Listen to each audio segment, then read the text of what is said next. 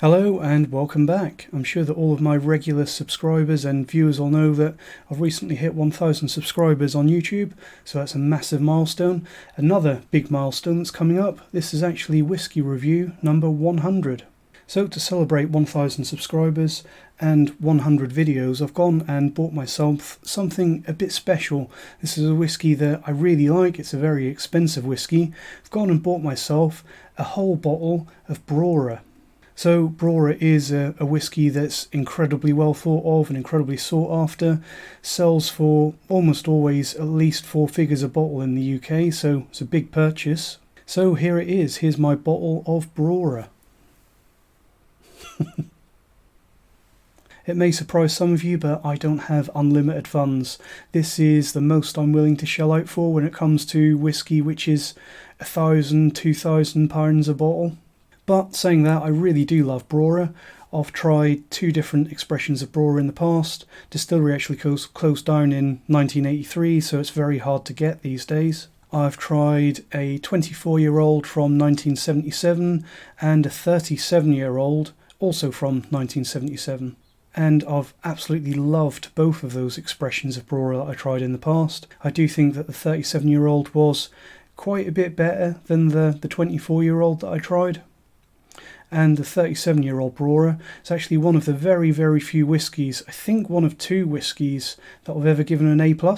So obviously with all reviews, I never go in blind. I always try some before the actual video, so you can see I've had half of that already. Probably still got 3 figures worth of whiskey in this tiny little bottle. So it is indeed precious stuff. And it smells absolutely amazing. I'll just give you a little close-up of the label there so you guys can see it. If my camera will get into... Oh my god. Oh, I can't believe I did that. Hopefully there'll still be some left in there. Guys, I can't believe I did that. I don't know what to say. That's all I've got left now. All I can say is it's a good job that I put the actual whiskey into a glass before I did that. How many of you thought that I'd just thrown 3 figures of whiskey at the floor there? Had some of you, didn't I? Right, so now we've all finished having a little heart attack there. Do actually feel a little bit flustered just at the thought of spilling a 35-year-old Brora. But it's okay, no Brora was harmed in the making of this video, as they say. So this is 1977 vintage 35-year-old Brora. So one thing that a lot of you will probably be shocked about with this whisky, something that surprised me quite a bit, is it's surprisingly pale. If you saw that as a blind pour, you wouldn't immediately assume, you'd have no reason to think that that's any older than 10, 12 years old. Possibly even younger than that. So surprisingly pale, and it's probably a useful reference to us all that is what a natural colour, probably, whisky looks like after 3.5 decades in a cask. And perhaps more than anything else, it just goes to show how normalised artificial colouring and these fresh sherry casks that put a ton of dark colour into a whisky in a very short period have become. This 35-year-old Brora, we know from Diageo that this is matured in refill American oak and European oak. So probably not a whole lot of what we would call fresh, super active casks gone into this. And that's not a huge surprise, because back then in the 1970s, in the past in general, refill casks were widely used back then. There was less stigma about old, tired casks. They just didn't worry about it. And to be honest, it's my opinion that as long as a cask is not entirely dead, refill casks can be absolutely amazing for long-term maturation of whisky. It's also worth mentioning that because this whisky is from the late 1970s, there's a very good chance that the sherry casks that went into this whisky could be genuine sherry transport casks. So almost all of the sherry casks that we see now are sherry seasoned, so they're often bespoke casks made in Spain, often by cooperages attached to the sherry bodegas. and they are used to store cheap, immature sherry for a few months or even a few weeks just to get enough sherry in there that is useful for maturing whiskey. And the reason why genuine sherry casks that have been used to mature sherry for a long time are so rare is because a lot of sherry is matured in very tired, literally dead, inactive casks, because the sherry industry doesn't want generally lots of woodiness to go into their product. So the sherry industry often uses Solera casks, which are well past their use-by date in terms of what we would use for Scotch. And I believe it's in 1981 they actually made a law in Spain that all sherry had to be bottled domestically, so that put an end to what a lot of whisky distilleries were using, which is the old transport casks which the mature sherry, the good stuff, is racked into in order to ship it around the world. Now that it's all bottled in Spain, transport casks aren't really a thing.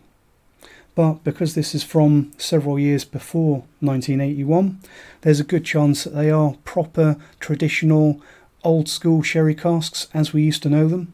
And it's worth mentioning a little bit about the history of Brora before we get into this, because the history of Brora is incredibly interesting in and of itself. Now, Brora Distillery, most of its history, there was no operational distillery by the name of Brora. The distillery that we know as Brora now was built in 1819, and it originally operated as Clynelish, or Clynelish, depending on how you want to say it.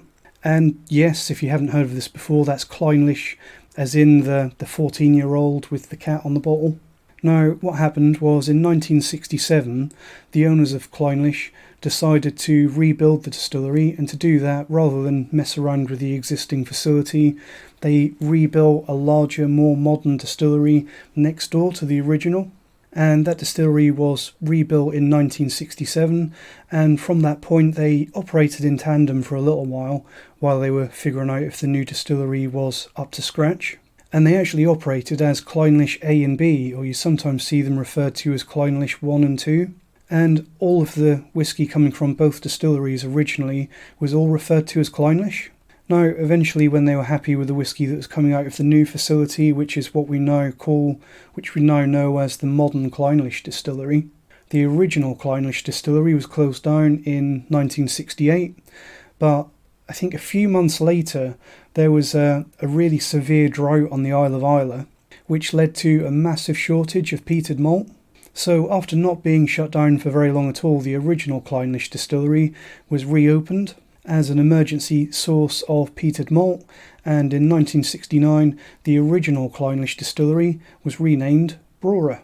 Now, Brora is actually the name of the nearest settlement to the old distillery, so that's where the name comes from. And because it was opened or reopened purposefully as a temporary measure to produce this heavily peated Islay-style single malt, the original early batches from the reopened Brora distillery were quite heavily peated, but over time, as they actually used this drought period to rebuild the Kalila distillery, which is also owned by Diageo, and as the production targets were met and they didn't have this shortfall of peated single malt anymore, the peat content of the whisky coming out of the original Clynelish distillery, aka Brora, was eventually throttled down until it came to about a similar level as what they were producing as Clynelish, until when the whisky lock happened and there was surplus whisky across the board, and this whisky coming out of the original Clynelish distillery wasn't required anymore. In 1983, sadly, they mothballed Brora distillery again, and after 1983 it wouldn't be until 2021 when we would see whisky being produced at the Brora distillery once more. A lot of you will know that the Brora distillery, it was announced by Diageo in 2017 that it would be reopening, and the first casks were filled 2 years ago, 2021. So that's enough history lesson for today. Let's look at the whisky that we have actually still got here, because I didn't throw it at the ground. This is Brora, 35-year-old. It's an official release, official bottling from Diageo. Now, there's two types of official bottling when it comes to Brora. You've got the more modern ones, which are released under the Diageo special releases range. A lot of them, interestingly, do tend to be late 1970s vintages, 1977, I think some are 1978, And then even older than that, or bottled previously to that, under the rare malts banner, you had some very early official bottlings, which tended to be early 1970s vintages. And those early 1970s vintages, they tend to be peatier than the latest stuff, and they are incredibly expensive. You're talking 5 figures, easily 5 figures for a bottle of whiskey. But this one here is 1977 vintage, bottled in 2013, making it 35 years old. It's bottled at an ABV of 49.9%. Now, there's not a huge amount of details on the packaging. I haven't got the original packaging for this because this is all I've got. But the packaging doesn't really tell you anything about whether this is non-chill filtered or natural colour. I would guess, and I would really, really hope, being such an exclusive, premium, special whiskey that it is, and also doesn't say whether this is cask strength at 49.9% ABV. Whiskey Base actually says that this expression is, and from the age of this whiskey, 35 years old, and still being nearly 50%, I'd almost certainly bet that this is cask strength. But obviously being bottled back in 2013, Diageo were even more lax with giving us details than they are now. But all signs from my detective work point to this being a pretty craft presentation. So, got it in the glass there. I've had this breathing for a little while. You can immediately tell that this is a very special, very old whiskey.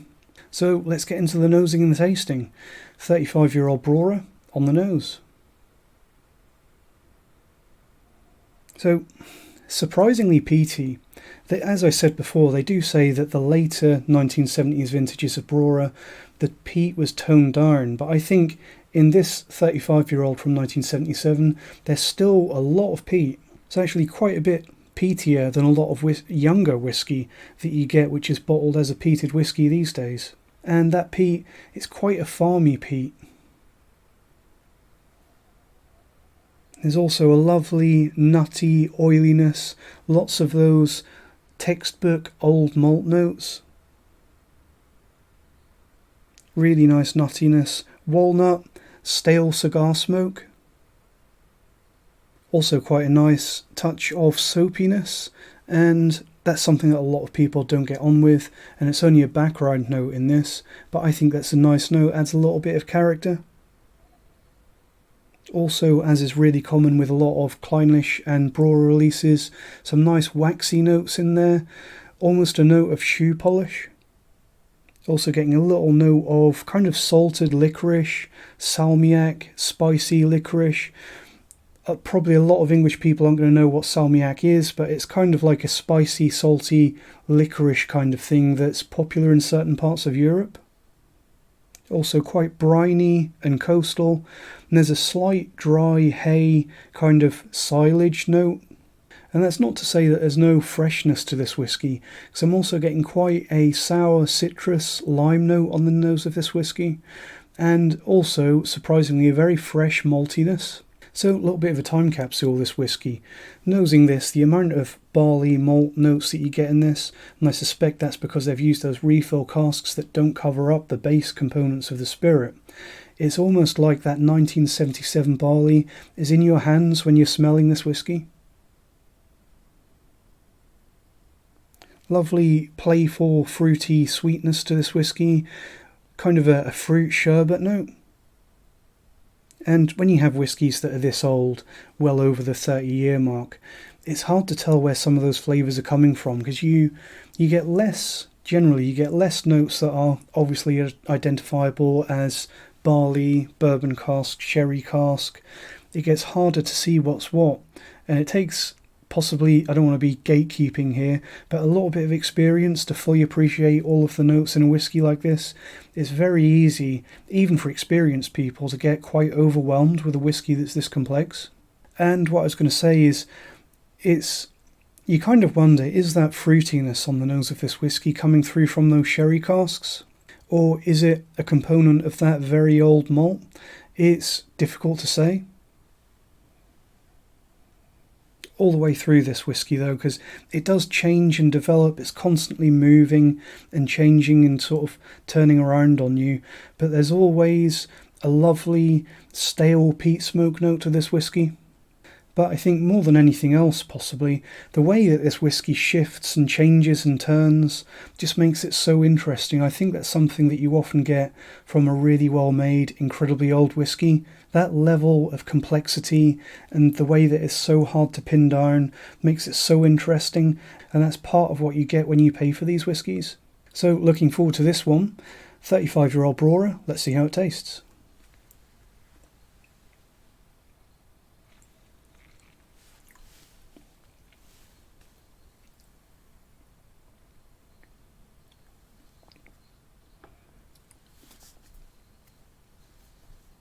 So straight away on the palate, similar to how the peat was very forward on the nose, getting lots of lovely stale peat notes on the palate. Creamy old honeyed malt, more of that dried hay silage note, and an incredibly intense oranginess, so intense on those oranges, it's almost forcefully flavourful. Smoky oranges, smoky peated orange, more of that faint soapiness and some wax candles. A little bit more of that licorice note on the palate that I got on the nose, and a lovely coastal briny saltiness. As for the finish, not enormously long, but pretty long. I'm going to say medium long on the finish, slightly lighter than expected, which I do find a little bit disappointing for a whisky of this calibre. And I'd say that the finish it's got a little bit less body and a little bit less length than the 37-year-old Brora that I tried, but still really, really good. Lots of smokiness trailing off into the end of the finish, and a slight bitterness, but as you'd expect, lots of that oily old malt note. So, as you might expect with this whisky, even though it's matured in refill American oak and some European sherry barrels, there are very few hints of those European oak casks. Possibly a little bit of the fruitiness is coming through from those sherry casks, but it's hard to say. Possibly some of that cigar smoke, and spiciness, and maybe the oranginess possibly coming through from those sherry casks. But with a whisky that's aged for this long and changed so much, it's very hard to actually pinpoint where anything is coming from, in my opinion. It's a real eventful journey. It's a bit of a journey of discovery tasting a whisky like this. It's always got something to surprise you. I think that I probably do like this 35-year-old quite a lot more than the rare malts 24-year-old that I tried in the past, and I'd say that I like it slightly less than the Diageo release 37-year-old, mainly because, and there's really very little to flaw on this whisky, but I think at times it is that little bit gentle. The intensity is there, and so is the quality. Absolutely quality in spades with this whisky. And that's why with this whisky I'm going to give it an A+. Now, compared to the 37-year-old Brora, it's a very, very slightly lower A+, but still an A+. How is this whisky with water? Does it swim well? I have no idea, because I'm not going to do that. And I know a lot of people are going to say that I'm missing out there, that I should try it, but I've only got 30 millilitres of this stuff. It's really not a lot. And I just can't bring myself to add water to this, because if you do and it falls apart, you've just lost that experience. So what about the price? Is a bottle of 35-year-old Brora or 37-year-old Brora or a 24-year-old Brora or any of those releases from this long-closed distillery, are any of them worth several £1,000s? Because if you do find a bottle of this at a genuine online retailer, you're going to be paying at least £1,000 for a full bottle of Brora, possibly 2,000. Although actually finding bottles of Brora at Whisky Exchange, Master of Malt, Tindrum, wherever, is very difficult these days. It does seem to be finally drying up. Diageo have been telling us that they're on the dregs of their last casks for years and years now. Obviously they want everyone to think that it's incredibly rare, but it does seem like there is less and less Brora around as every year goes by. Master of Malt don't actually have any Brora at all on their website as I'm recording this video, and the Whisky Exchange only have 2 OB bottles, which are both those early 1970s vintages. I think one of them is £10,000 and the other is £11,000. In my opinion, that's not worth it at all. I don't think that any whisky is worth that amount of money, even though, to my tastes, this Brora is probably better than almost every whisky that I've ever had. Now, if this stuff was affordable, now say we have a time machine and we go back in time to when they were selling these at a more fair price and you could stock up on this stuff as much as you want to drink, then yeah, I'd definitely buy this stuff regularly. But I actually think that if this was the only thing that I ever had, I would probably get bored of it. It's kind of the pinnacle of whiskey making in my opinion. It's just my personal opinion, because this isn't going to be to everyone's tastes. Some people just don't get excited about the extra old notes that you get in old vintage whiskies. Some people just aren't going to like the style of this whiskey, but it really sits well with my personal preference. But as good as it is in terms of a desert island dram, I think that there are more versatile whiskies out there. Although saying that, it is bloody amazing. Now, if I was in a situation to have to pick a desert island dram, one whiskey that I had to choose for the rest of my life, I think that if you went with this, it would get very samey. I think that this whiskey needs to be special. You would really spoil yourself if you drank it every time you had whiskey. If I was going to have one whiskey that would tick all the boxes for the rest of my life with nothing else, I'd probably go for something perhaps like Ardnamurchan. Now, although Ardnamurchan is young whiskey, it's incredibly well-made whiskey, and it's almost objectively not as good as this whiskey, but I think that it ticks more boxes at the same time, and that's part of the reason why some of you might be expecting me to make this my whiskey of the year, but that's never going to happen. And part of that is because it's such a niche product, but also because at 4 to 5 figures for a bottle of whiskey, it's not really even a whiskey. It's more of a status symbol in glass. It's closer to an NFT or an investment than it is to being a drink. And we really shouldn't encourage that sort of business practice in whiskey. But for anyone that's lusting after these extra special, rare unicorn whiskies, I would say that if you're at the point where you can discern the flavours of a 25-year-old plus whiskey, and it's something that you've tried and that style of whiskey appeals to your palate and you can afford it, I would say seek out samples of these whiskies and buy them now, because realistically they only go up in price every year, and in a few years they're probably going to be gone forever. Availability of 30ml samples of these Broras and Port Ellens and things like that, it's getting less and less every year already. So if you want to say that you tried Brora back when it was in the glory days and you know what it was all about, I'd really encourage you to do so soon. As for buying a whole bottle of this stuff, each to their own, but I really think it's a bit of a mug's game. I really would encourage you to seek out samples just so you can try it, because you can try whiskey from a sample just as well as you can from a bottle. And I really think that a whole bottle is a massive waste of money that we could probably all spend better in other ways. Now, as for the new Brora, because last year they started filling casks again at the old Clynelish aka Brora distillery, the stuff that's coming from the reopened distillery will almost certainly be nothing like these super old releases. They're two different whiskies made almost a lifetime apart.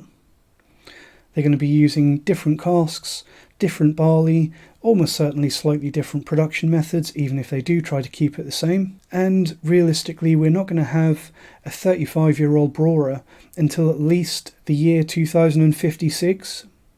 And then you can bet when we do get to that point, it's going to be horrendously overpriced.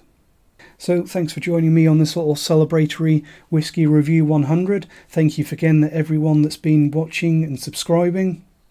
Let me know what you think of ultra premium unicorn whiskies. Have you tried any? Was it the best thing that you've ever had? What have you been disappointed with? And are you looking forward to trying some of the new era Brora? Thanks for watching, and I'll see you next time. Cheers.